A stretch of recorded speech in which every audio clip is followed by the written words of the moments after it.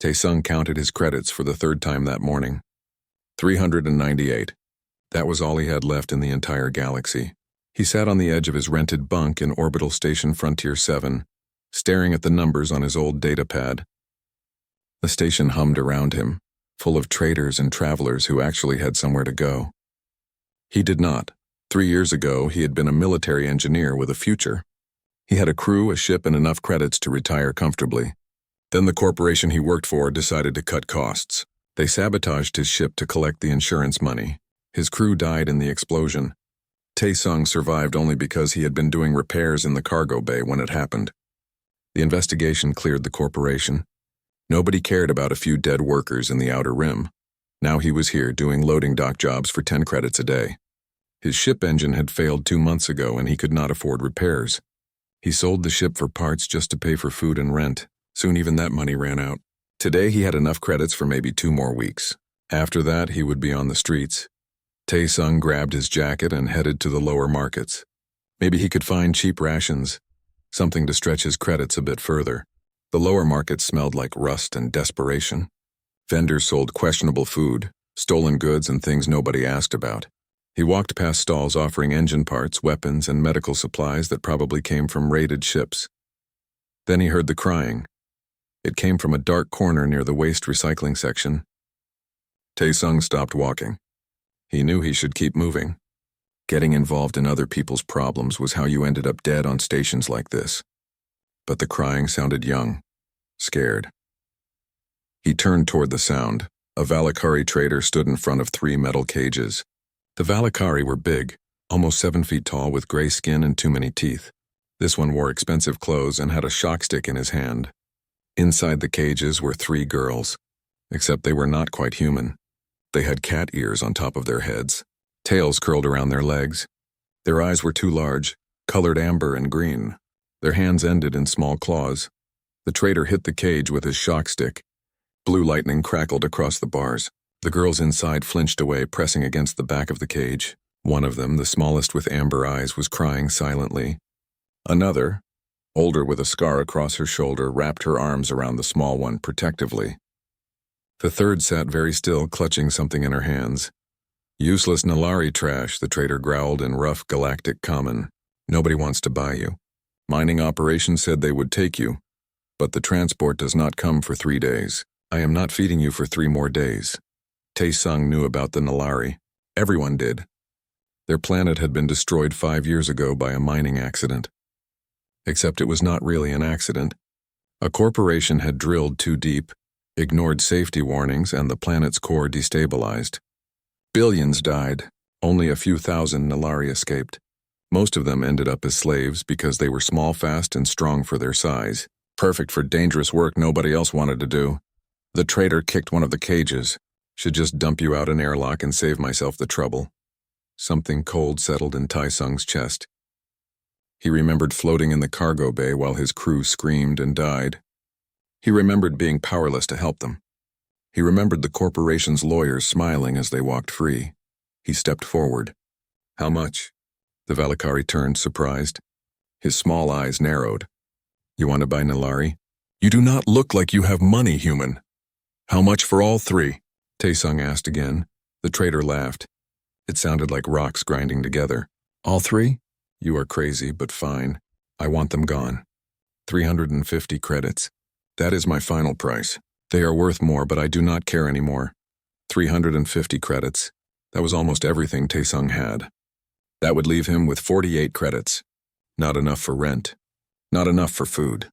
Barely enough for anything. The small Nalari girl with amber eyes looked up at him. Her face was dirty. Her ears were pressed flat against her head in fear. She expected him to walk away. They all did. Taesung pulled out his credit chip. I will take them. The trader's eyes went wide. Then he laughed even harder. You are a fool, human. A stupid, stupid fool. But your credits are good. He grabbed Taesung's chip and scanned it. 350 credits disappeared. The trader tossed 3 ownership tags at him. They are legally yours now. Contracted labor. Do what you want with them. I do not care. The Valakari walked away, still laughing. Taesung stood there holding 3 metal tags. Each one had a number and the word property stamped on it. He looked at the cages. The 3 Nalari girls stared back at him with wide, terrified eyes. He unlocked the first cage. The older one with the scar immediately pushed the younger girl behind her. Her green eyes were fierce despite her fear. Tae-sung unlocked the other 2 cages and stepped back. He kept his hands visible and open. "Can you understand me?" he asked in Galactic Common. The scarred one nodded slowly. "Okay. Good. Listen carefully. I am not keeping you as slaves. You are free." He held up the ownership tags and crushed them in his hand. The metal bent and snapped. He dropped the broken pieces on the ground. "You do not belong to me. You do not belong to anyone." The 3 Nalari did not move. They had heard promises before. Promises from people who lied. Tae-sung sighed. "I have 48 credits left. That is all the money I have in the universe. I do not have a ship. I do not have a plan. I just spent everything I had to buy your freedom because I could not walk away." He met their eyes. "If you want to survive, we figure this out together. Or you can leave right now. Your choice." The smallest one started crying again, but this time it sounded different. The one with the scar stepped forward carefully. She studied his face for a long moment. Then she spoke in broken Common. "You really let us go? No tricks?" "No tricks," Tae-sung said. She looked at the other 2. They had a silent conversation with their eyes. Finally, she turned back to him. "We stay, we help. We survive together." Tae-sung nodded. "Then let us get out of here before that traitor changes his mind." He led them through the market back toward his tiny rented room. People stared at them. Some looked disgusted. Others looked curious. Nobody helped. That was how the galaxy worked. Everyone looked out for themselves. His room was barely big enough for 1 person. Now there were 4. The 3 Nalari stood in the middle, still scared, still waiting for something bad to happen. Tae-sung pointed to his bunk. "You 3 sleep there. I will take the floor." The scarred one frowned. "Why?" "Because you need rest more than I do." He divided his food rations into 4 equal parts. It was not much. Some protein bars and dried fruit. He handed 3 portions to them. The smallest one took hers with shaking hands. She sniffed it carefully before taking a tiny bite. Then her eyes went wide and she started eating faster. They ate in silence. When they finished, the scarred one spoke again. "I am Mirai, this is Hana." She pointed to the small one. "And that is Yuna." The quiet one with the data chip. "I am Tae-sung," he said, "and I have no idea what we are going to do next." Mirai showed her teeth in what might have been a smile. "Neither do we, but we will figure it out." Outside the window, the station lights flickered. Ships came and went.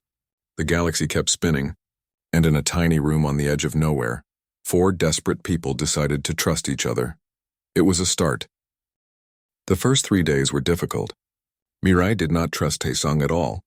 She watched his every move with sharp green eyes. When he got too close, her ears flattened against her head and her hand moved to her side, like she was reaching for a weapon that was not there. At night, she positioned herself between him and the other 2, always ready to fight. Tae-sung understood. He did not push. He gave them space. He shared his food equally, even though they were eating through his supplies faster than he planned. He slept on the floor without complaining. He kept his promises. On the 4th day, Hana spoke to him for the first time. She was looking at his old toolkit in the corner. "You are engineer?" she asked in broken Common. Tae-sung nodded. "I was, a long time ago." Her amber eyes brightened. "I learned engineering. On Nelos before—" She stopped. Her ears drooped. "Before everything gone. You liked it?" Tae-sung asked. She nodded eagerly. "I fix things. Make things work. My teachers say I have good hands." She held up her small hands with their careful claws. "Fast and precise. Would you like to look at my tools?" Hana glanced at Mirai, asking permission silently. Mirai studied Tae-sung for a long moment, then nodded once. Hana came over and carefully examined each tool. She knew what most of them were for. She asked questions about the ones she did not recognize.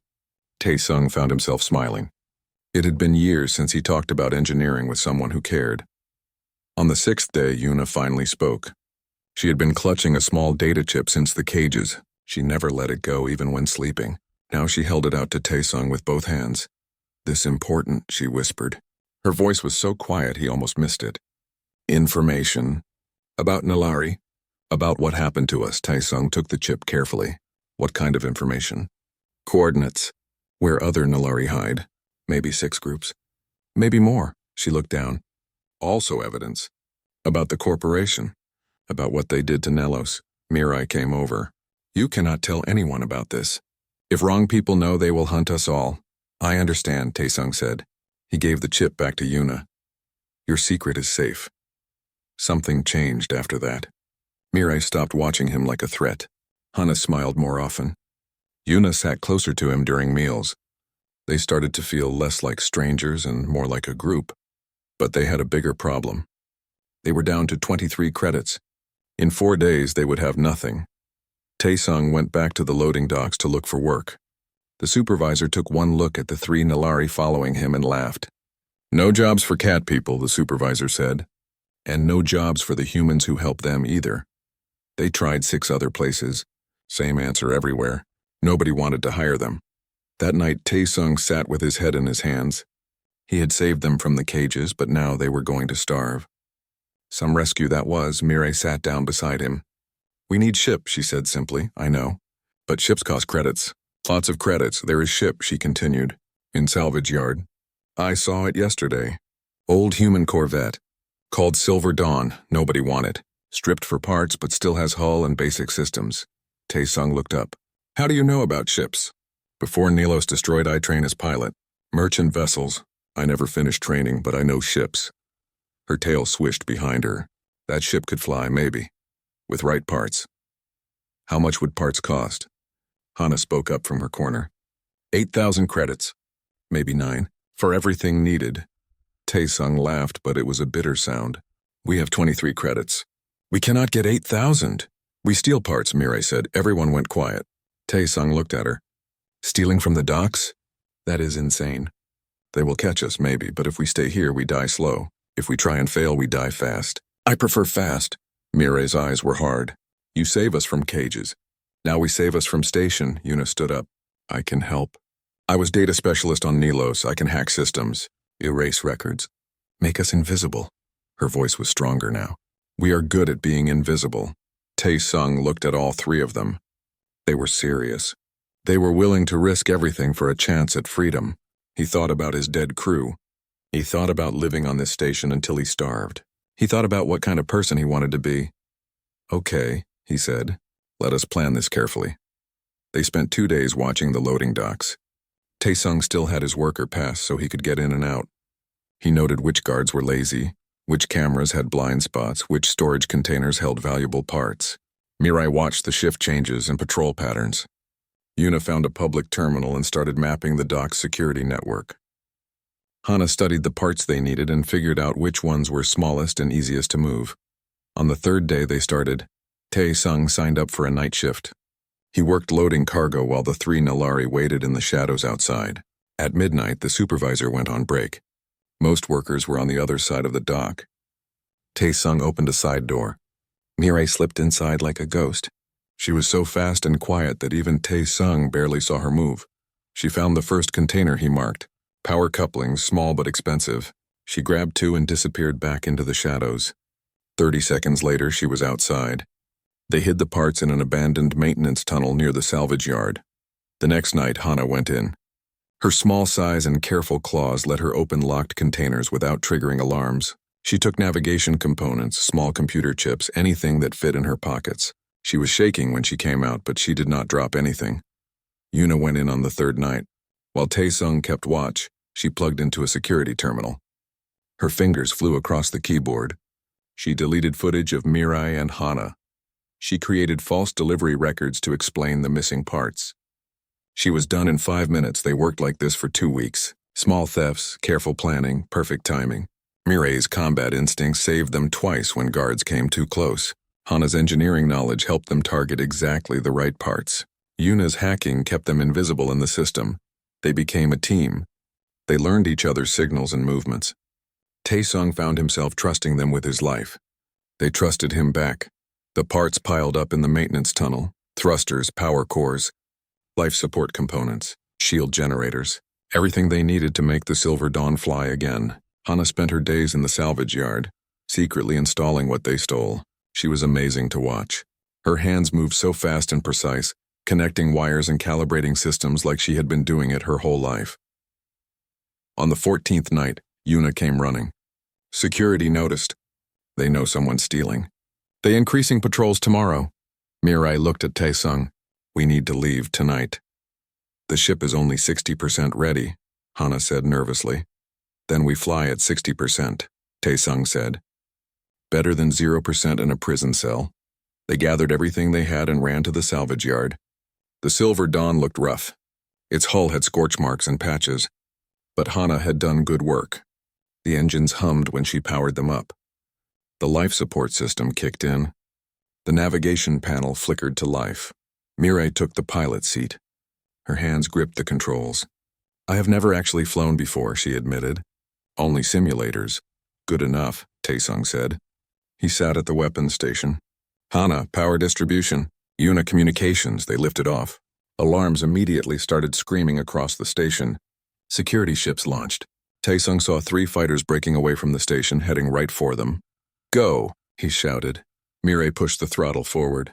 The Silver Dawn shot forward, engines roaring. She flew like she had been born to it. Instinct took over. She dove under a cargo hauler, rolled past a security checkpoint, and accelerated toward the asteroid field at the edge of the station's space. The fighters followed. Weapons fire lit up the space behind them. Taesung fired back, not trying to hit them, just making them cautious. Hana rerouted power to the engines, giving them more speed. Yuna jammed their targeting systems, making their shots go wide. They plunged into the asteroid field. Mirai's reflexes were incredible. She twisted and turned, using the asteroids as cover. The fighters tried to follow, but they were too slow, too careful. One clipped an asteroid and spun away. The other 2 gave up the chase. Jump now, Taesung yelled. Yuna punched in coordinates. The hyperdrive engaged with a horrible grinding sound. Reality twisted. Space stretched.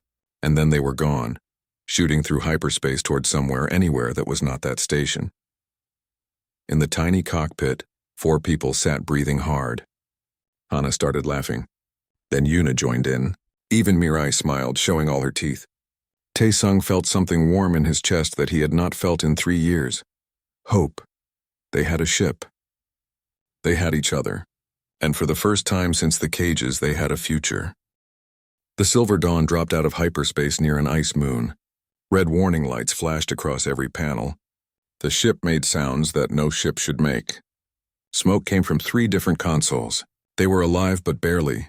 We need to land, Hana said, her hands dancing over the engineering controls. Life support is failing. We have maybe 2 hours. Mirai brought them down on the ice moon's surface. The landing was rough. Something important broke when they hit the ground. But they were down and safe, at least for now. Taesung checked their supplies. 12 credits. Some emergency rations. A half-broken ship. Well, he said. We are free. Poor stranded and probably being hunted. But free, Yuna pulled out her data chip. This place, Frostholm. It is one of the coordinates. There are Nalari here. Hidden in old terraforming facility. How many? Mirai asked. 40 maybe. Last count was 6 months ago. Yuna looked worried. We should find them. Make sure they are safe.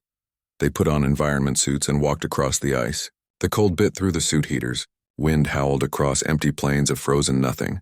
In the distance, they saw old buildings half buried in snow. The terraforming facility was huge but abandoned. Humanity had tried to make this moon livable 50 years ago. The project failed and everyone left. Now it was just empty corridors and broken machines, perfect for hiding. They went deeper inside, following heat signatures on Taesung's scanner. Finally, they found them. 40 Nalari huddled in a large room around a struggling heater. Most were thin. Many were sick. Children cried softly. Everyone looked tired and scared. An older Nalari woman stood up when she saw them. Her fur was gray with age. She studied Taesung with wise eyes. A human, she said in perfect common. It has been a long time since we saw a human who did not want to hurt us. I am Taesung. These are Mirai, Hana, and Yuna. We are not here to hurt anyone. The old woman smiled slightly. I am Yunbi. I was a teacher on Nalos before the end. These are my people. We have been hiding here for 3 years, living on whatever we can scavenge. Yuna stepped forward, her voice shaking. Is there a boy here? Young, named Deho? Unbi's eyes widened. She turned and called out in the Nalari language. A teenage boy looked up from across the room. He stared at Yuna, then he started running. "Yuna!" he screamed. They crashed into each other, both crying. The boy was thin and his clothes were ragged, but he was alive. He buried his face in his sister's shoulder while she held him like she would never let go. "I thought you were dead." Daeho sobbed. "They said everyone from the research station died." "I survived," Yuna whispered. "I kept the data chip safe. I kept looking for you. I never stopped." Taesung felt his throat get tight. Around the room, other Nalari were watching with tears in their eyes. Mirai stood beside him, her tail wrapped around her leg. Even she looked emotional. Yunbi came closer. "You brought my children hope. That is a gift I cannot repay." "You do not have to repay anything," Taesung said. "We came because it was right." That evening, they shared food. It was not much, but divided among everyone, it was enough. The Nalari told their stories. A doctor named Jiwoo talked about escaping the planet in a cargo ship. A young mother named Sora showed them her baby, born in hiding. Every person had lost someone. Every person carried scars. Yunbi sat with Taesung by the heater. "You want to know what really happened to Nelos," she said. It was not a question. Yuna mentioned evidence. "About a corporation." The old teacher nodded slowly. "Helix Dominion Industries. They came to Nelos 15 years ago. They wanted to mine deep beneath the surface. We told them it was dangerous. Our scientists showed them data. The planet's core was unstable, but they did not listen. They wanted the rare minerals below, worth trillions of credits." She stared into the heater's flames. "They drilled anyway, deeper than anyone should. They ignored every warning. When the core started to collapse, they left. They evacuated their people and equipment. They left us behind to die, billions of us." "And they got away with it?" Taesung asked. "They blamed us, said it was our fault for not maintaining the planet properly. They had expensive lawyers. We had nothing." Yunbi's voice was bitter. "Now they hunt the survivors. Some they capture and sell as slaves. Others they take for experiments." "Experiments?" Jiwoo, the doctor, joined them. "Nalari genetics are valuable. We heal faster than most species. Our neural systems are highly adaptable. On the black market, our genetic material is worth thousands of credits per sample." He looked sick. "They are farming us, treating us like animals." Taesung felt anger burn in his chest. The same kind of anger he felt watching his crew die while corporations counted their profits. "The data chip. What is on it?" Yuna came over holding Daeho's hand. "Everything. Executive orders from Helix showing they knew the danger. Environmental data proving they caused the collapse. Financial records showing they profited from the disaster, and locations of every Nalari group I could find." "Can we expose them?" Taesung asked. "We tried," Yunbi said sadly. "We sent the data to news networks, to governments, to anyone who would listen. But Helix is too powerful. They own media companies. They have politicians in their pocket. Nobody cares about extinct cat people." Mirai spoke up. "We do not have to make them care. We have to make them afraid." Everyone looked at her. She stood up, her green eyes fierce. "We stop running. We stop hiding. We find every Nalari group, we unite, and we fight back." "Fight back with what?" someone asked. "We are 40 sick refugees." "We start by getting more people," Taesung said, an idea forming. "There are 5 more groups out there. We find them. We bring them together. We build something strong. And then," Yunbi asked, "then we expose Helix in a way they cannot silence. We show the galaxy what they did. We make it impossible to ignore." Jiwoo shook his head. "Even if we unite all the survivors, we are maybe 200 people. Helix has armies, warships. What can we do against that?" Taesung thought about the corporations that killed his crew. He thought about how they got away with it because nobody fought back. "We do something they do not expect. We do not attack their ships. We attack their reputation, their money, their power." He looked around at all the Nalari faces. "But first we need allies. We need resources. And we need a better ship." Over the next week, they worked together. Hana and the other engineers fixed the Silver Dawn properly. Jiwoo treated the sick. Taesung started training anyone who was willing to fight. Not how to use guns, but how to survive, how to move, how to think like soldiers. Mirai taught the younger Nalari about piloting. She was patient and encouraging. Completely different from the scared, aggressive girl in the cage. Yuna and Daeho worked on decrypting more files from the data chip. What they found made everyone angry. Helix was still hunting Nalari. They had teams searching the outer rim, capturing survivors. The genetic experimentation was real and ongoing. They had secret facilities where they kept Nalari prisoners for testing. Some of the people in this room had family members in those facilities. We cannot save everyone, Yunbi warned. We are too few. Then we start small, Taesung said. We save who we can. We gather allies. We get stronger. And we make Helix pay for what they did. A young Nalari woman named Bora stood up. She had scars all over her arms. I was a security guard on Nalos. I know how to fight. I want to fight them. Others stood up too. Not everyone, but enough. They were tired of hiding. Tired of living in fear. They wanted justice. Yunbi looked at all of them and sighed. Then we do this properly. We contact the other groups. We unite the scattered children of Nilos. And we show this galaxy that we are not victims anymore. They prepared to leave Frostholm. Some of the Nalari chose to stay, too old or too sick to travel, but 20 came with them. They packed onto the Silver Dawn, cramped and uncomfortable, but together. Before they left, Yunbi took Taesung aside. You did not have to do any of this. You could have walked away when you saw those cages. Why did you not? Taesung thought about that. Because I did walk away once. When the corporation killed my crew, I did nothing. I let them win. I will not let them win again. The old teacher put a hand on his shoulder. You are a good man, Taesung. The galaxy needs more humans like you. The galaxy needs people to stand up, human or Nalari or anyone else. That is all. They lifted off from the ice moon. The Silver Dawn carried 22 Nalari and 1 human toward the next coordinates. Toward the next group of survivors. Toward something that looked like hope. In the cargo hold, Daeho showed Yuna some of the new files he decrypted. There is something else here, he said quietly. A name, a human who helps refugees. A smuggler. They call him Sung-Ho. Can we trust a smuggler? Yuna asked. If the files are right, he hates corporations as much as we do. He has been rescuing slaves and refugees for years. Taesung overheard them. Then maybe we should find him. We are going to need all the help we can get. Mirai came down from the cockpit. Next coordinates locked in. Another group, bigger this time. 60 people. Good, Taesung said. The more we find, the stronger we are. She looked at him seriously. You know this will not be easy. Helix will come for us. I know. We might die doing this. I know that too. Mirai's tail swished. Good. I just wanted to make sure you understand what you started. Then she smiled. I am glad you started it. As the ship jumped to hyperspace, Taesung sat in the common area surrounded by Nalari refugees. They were finding Sung-Ho was harder than finding the Nalari groups. Smugglers did not advertise their locations.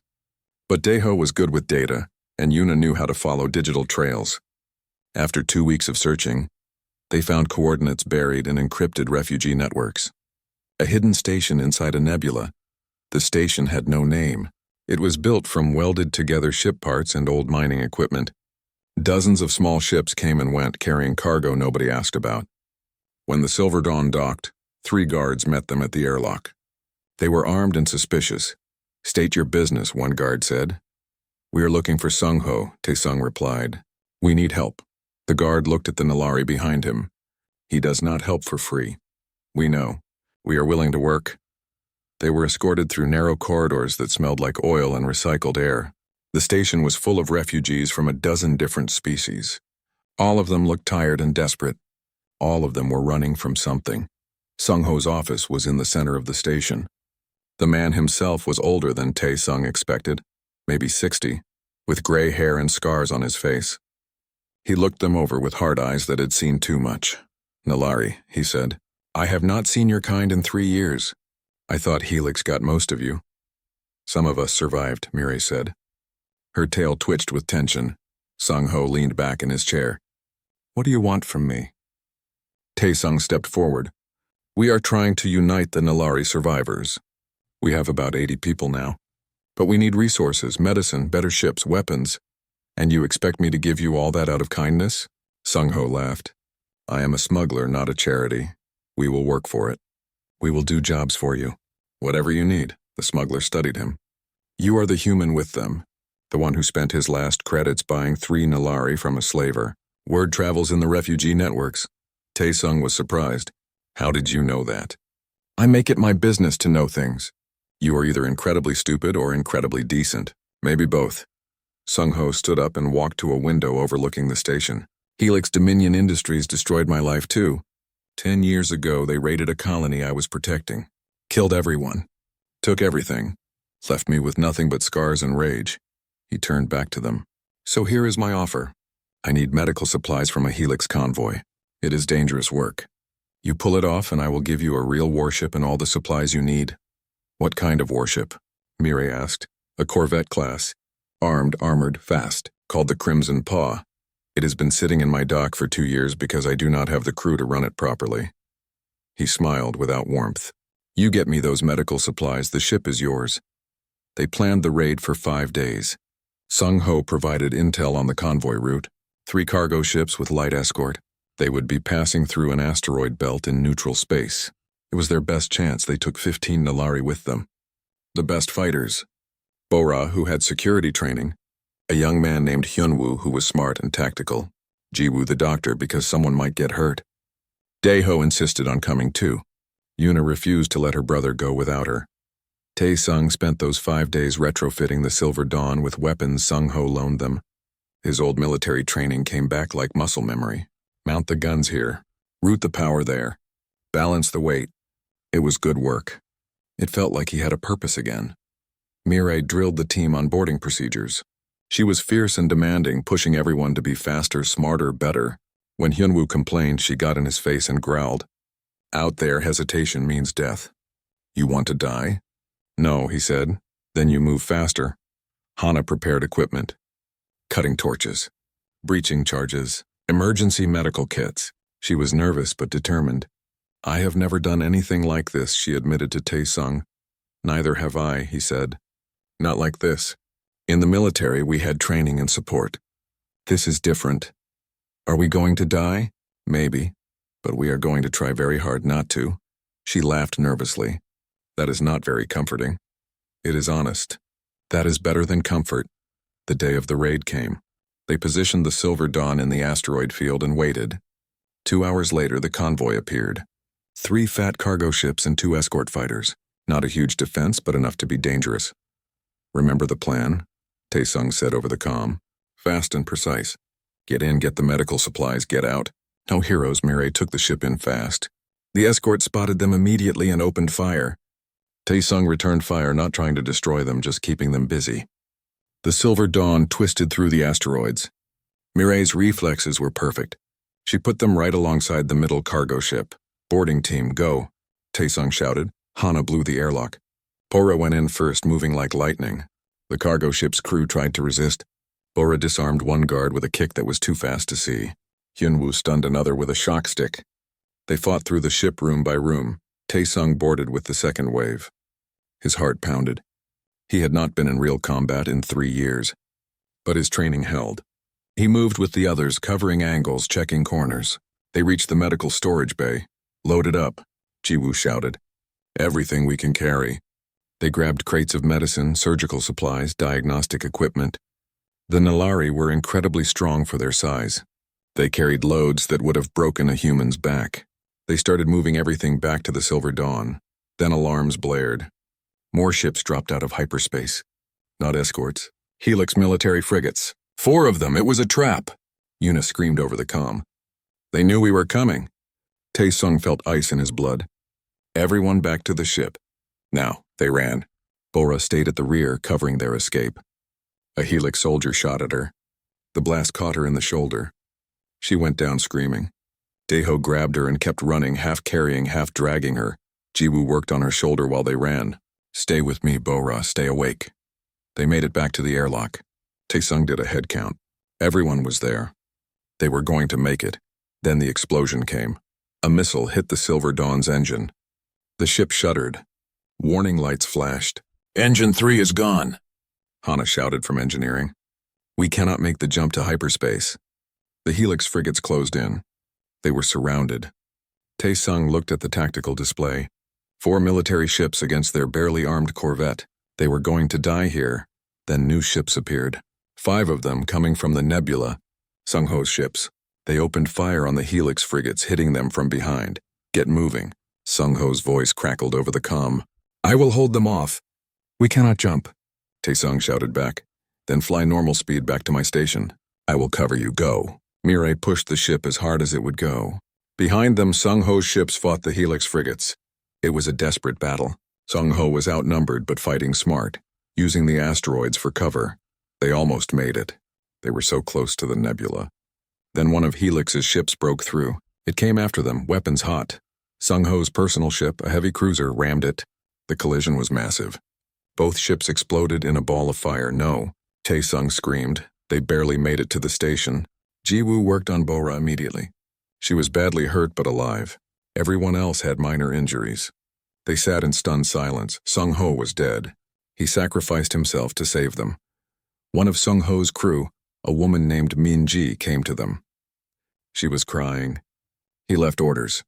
If he died, everything goes to whoever he was helping. The station. The ships. All of it. She looked at Taesung. He said you would know what to do with it. Taesung could not speak. A man he barely knew died for them, gave them everything he had. Why? Minji handed him a data pad. He recorded a message before the raid. He wanted you to have it. Taesung played the message. Sung Ho's scarred face appeared. If you are watching this, I am dead. Good. I have been waiting to die for 10 years, ever since Helix killed everyone I loved. But dying alone was pointless. Dying to give you a chance, that means something.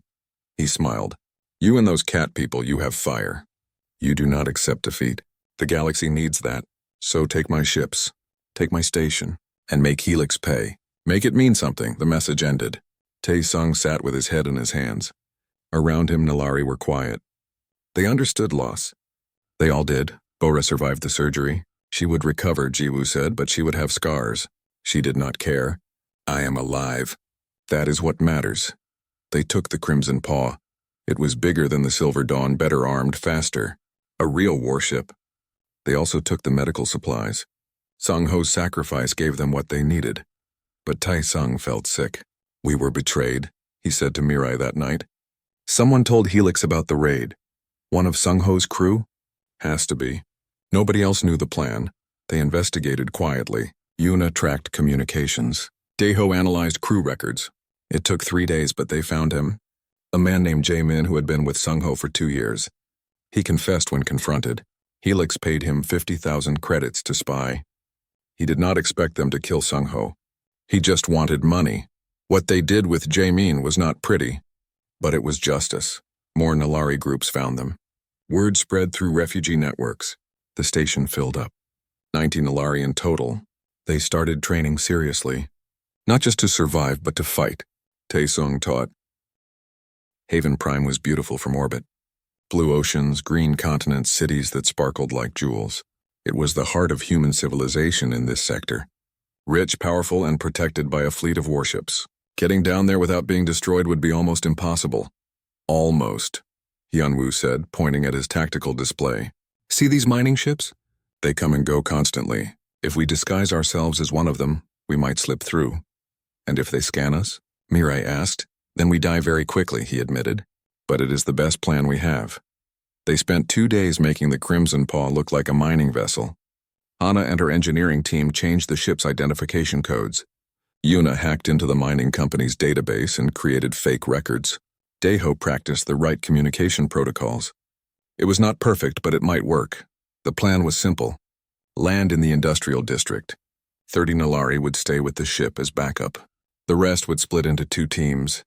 Taesung's team would create a distraction in the Capitol Plaza. Draw Helix security away. Yuna and a young Nalari woman named Soo-jin would infiltrate the news network building and upload the data. Once we start this, there is no going back, Taesung told everyone before they left. Helix will come at us with everything. Some of us will not survive. If anyone wants to stay behind, nobody will judge you. Nobody moved. 60 pairs of eyes stared back at him.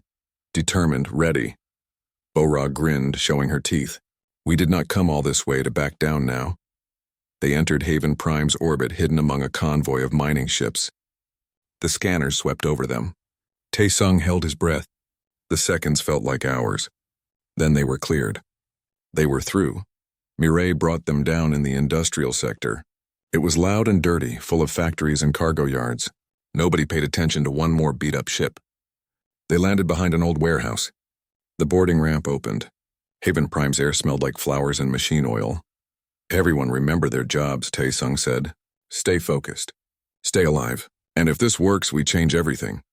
He led his team toward the Capitol Plaza, 20 Nalari and 1 human, walking through streets full of people who had no idea what was about to happen. Tae-sung felt strangely calm. This was it. Everything they fought for came down to the next few hours. The Capitol Plaza was massive, surrounded by government buildings and corporate towers.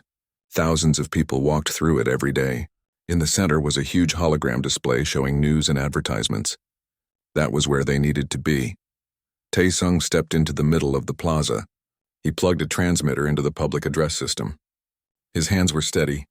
Beside him, Mirai and the others spread out, ready for what came next. He activated the transmitter. His voice boomed across the plaza. My name is Tae-sung. I am here to tell you about a crime, a genocide, and the corporation that got away with it. People stopped walking. They looked around, confused. Security guards started moving toward him. 5 years ago, Helix Dominion Industries destroyed the planet Nelos. They killed billions of people. They did it for profit. And they have been hunting the survivors ever since. The hologram display flickered. Yuna was already working her magic. Images appeared. Nelos before the disaster, a beautiful blue and green world, then footage of the collapse. The planet breaking apart, cities burning, people screaming. The Nalari beside Tae-sung started broadcasting their own stories on local frequencies. We are Nalari, Mirai said, her voice carrying across the plaza. We are the survivors, and we have proof of what they did. More images, executive orders from Helix, documents showing they knew the mining was dangerous, financial records proving they made trillions of credits from Nelos's resources, footage of Nalari being sold as slaves, children in cages, people being experimented on. The crowd was growing. People pointed at their personal devices as the information spread. Some looked horrified. Others looked angry. The security guards stopped advancing. They were watching too. Then the Helix corporate security arrived. 50 soldiers in combat armor with lethal weapons. Their commander pointed at Tae-sung. You are under arrest for terrorism and corporate defamation. Surrender now. No, Tae-sung said simply. The soldiers raised their weapons. Behind Tae-sung, the Nalari did the same. They were outnumbered and outgunned, but they were not backing down. The first shot came from Helix. It missed. Bora moved like lightning, disarming the closest soldier before he could fire again. Then everyone was fighting. The Nalari were incredible. Their speed and reflexes turned the plaza into chaos. They used the environment, jumping off walls, sliding under fire, moving too fast to track. Bora held a choke point near the fountain, taking down 5 soldiers by herself. Hyunwoo coordinated the others with precise commands. Mirai fought beside Tae-sung, protecting him while he kept the broadcast running. But more soldiers kept coming. The Nalari were taking casualties. Jiwoo tried to treat the wounded while dodging bullets. A young Nalari man named Ki-jun went down with a blast to the leg. Daeho dragged him to cover. Then something changed. Civilians started helping. A human man threw a garbage can at a Helix soldier. A woman screamed at the soldiers to stop. More people joined in. They formed a barrier between Helix and the Nalari. They were unarmed, but they were protecting them. Stand aside, the Helix commander shouted. These are criminals. They are victims, someone shouted back. We saw the proof. Helix murdered billions. The crowd was getting angry. Helix had a riot on their hands. The soldiers hesitated. Shooting civilians would make things worse. But letting the Nalari escape meant failure. Across the city in the news network building, Yuna and Soo-jin reached the central hub. Soo-jin had turned out to be an amazing speaker, and she talked their way past security with a combination of charm and lies. Now they were in the server room. Uploading now, Yuna said, her fingers flying across the keyboard. All evidence going to every satellite in range. Every news station in the galaxy. How long? Soo-jin asked nervously. 5 minutes. We need 5 minutes. Outside, they heard shouting. Helix security had figured out where they were. They were breaking through the doors. 3 minutes, Yuna whispered. The upload bar crawled forward. Too slow. Too slow. The doors exploded inward. Soldiers poured in. Soo-jin put herself between them and Yuna. Whatever you are going to do it fast. Back in the plaza, Tae-sung saw orbital bombardment ships moving into position. They were going to destroy the plaza from space. Kill everyone. Nalari humans everyone, just to silence the truth. We need more time, Mirai said desperately. Taesung looked at the ships overhead. He made a decision. Get everyone to the Crimson Paw, I will buy you time. What are you going to do? Something stupid. He kissed her quickly. Take care of them. All of them. Before she could stop him, he ran. Toward the spaceport. Toward the Crimson Paw's sister ship. The one Sung Ho died protecting. It was still in the dock. Damaged but functional. He reached it. Powered it up. The engines screamed to life. He flew straight up toward the orbital bombardment platform. Helix ships tried to intercept him, but he was not trying to fight. He was just trying to reach the shield generator before they destroyed the plaza. The Crimson Paw slammed into the orbital platform's shield generator at full speed. The explosion was massive. It created a chain reaction. The entire platform tore apart, taking 3 Helix warships with it. Taesung barely got to the escape pod. It ejected seconds before the explosion. He tumbled through space unconscious, drifting in the debris. On the ground, Mirai screamed. She could not see if he survived. The blast was too bright. She wanted to go after him, but the others needed her. She got them moving. Back to their ship. Fighting every step of the way. In the news building, the upload completed. Got it, Yuna shouted. It is broadcasting everywhere. Across the galaxy, on thousands of worlds, people watched their screens.